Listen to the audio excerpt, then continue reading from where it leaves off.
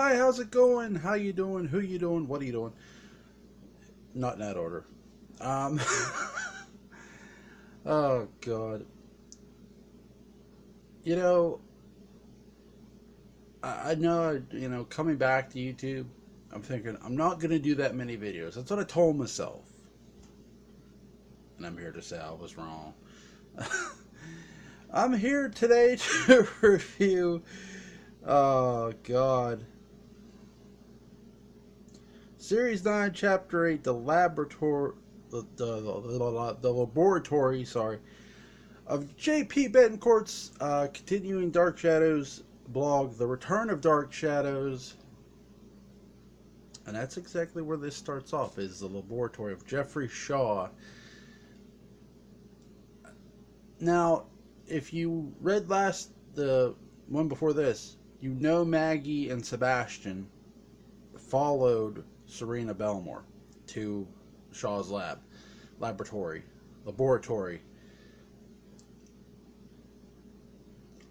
Fucking hate my thoughts.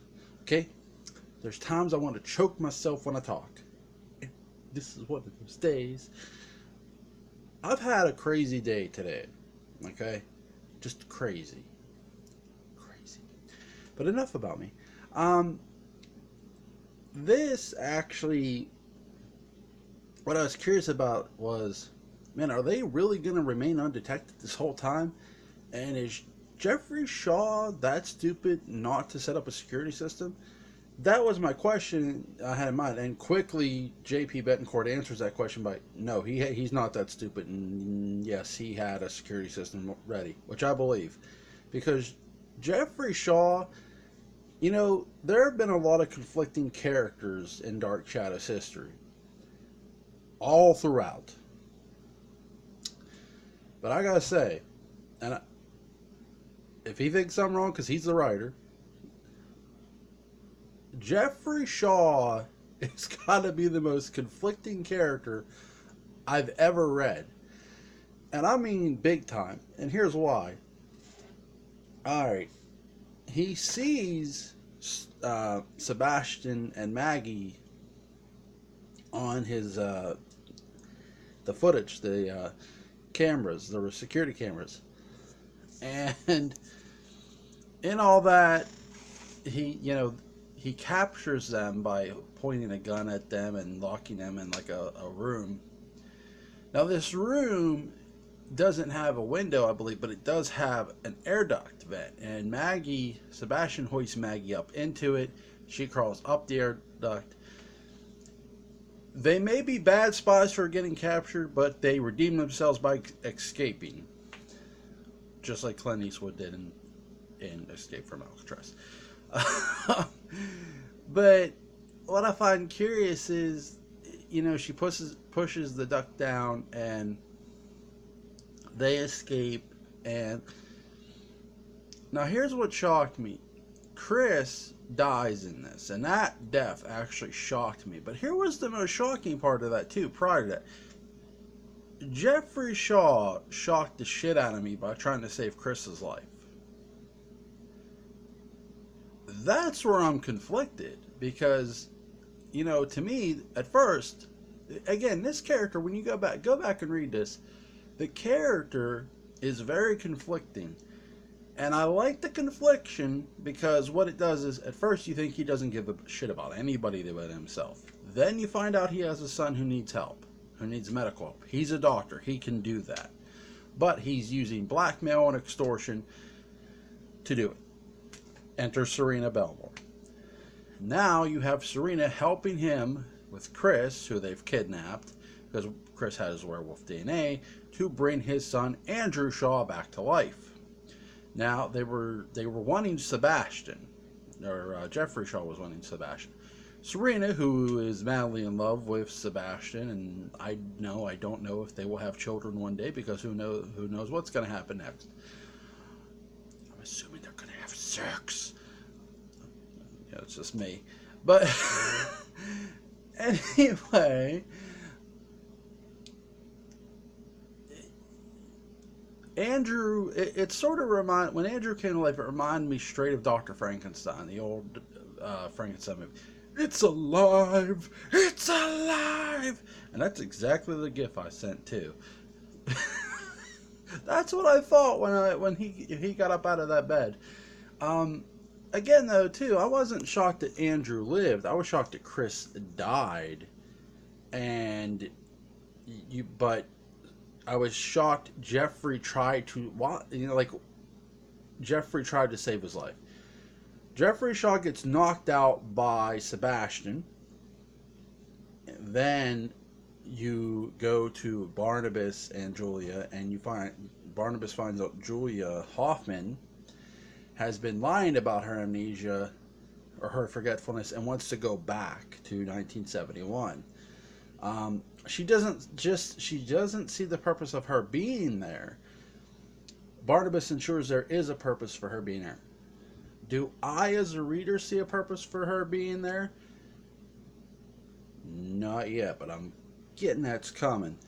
Again, you don't want everything laid out for you. You want to be left guessing, and that's where I'm guessing. Where are they going to, Julia was brought back from Barnabas' standpoint to help with the family, but from Julia's standpoint, it's like you don't need me.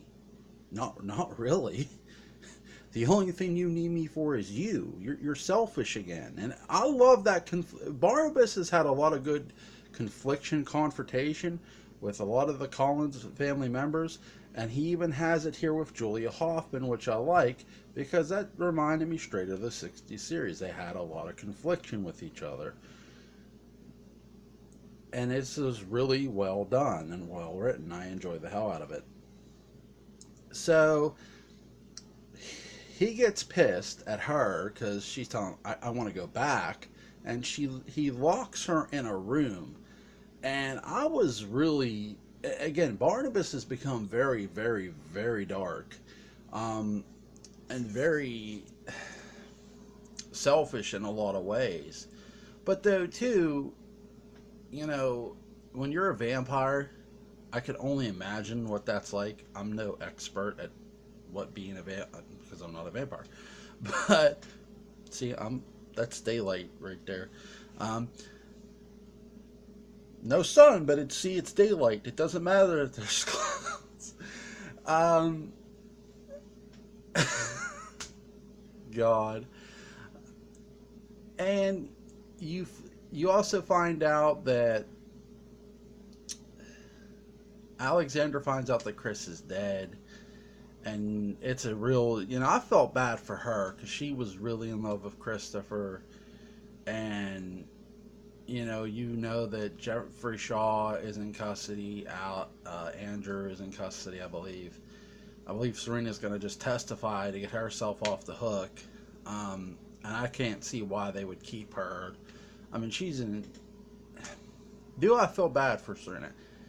Yes, I do feel bad for Serena, because Serena fell in love with Sebastian. She honestly just wanted to live a normal life, and she got caught up in some heavy shit. That happens in life. At the end, J.P. Betancourt had teased something was coming, and I thought it might be Josette Collins, because, and here's why. You're dirty for this, JP. You're dirty for this. This is wrong. No, I'm kidding. Where he teased real good was the Julia Hoffman thing, because I'm thinking, if Julia Hoffman's not going to remember, is someone else going to come in Barnabas's life to sort of make Julia fight for Barnabas? And I thought it would be Josette. Josette would be that piece. But was I wrong? And I don't mind admitting I was wrong. It was Angelique. Wow, that I was shocked it was Angelique, because I thought it might be Josette. And that's always fun. You want to be wrong about it. You don't want to predict a story, and I didn't predict it, and it was fun. I can't wait for the next installment. Obviously, I'm working on my own stuff. I have no idea what's next for what's next to do on my own channel. I really need to get stuff done. You guys have a great one. And see, not a vampire. See, not. Go check out the Return of Dark Shadows. Link's gonna be in the description box. Peace out.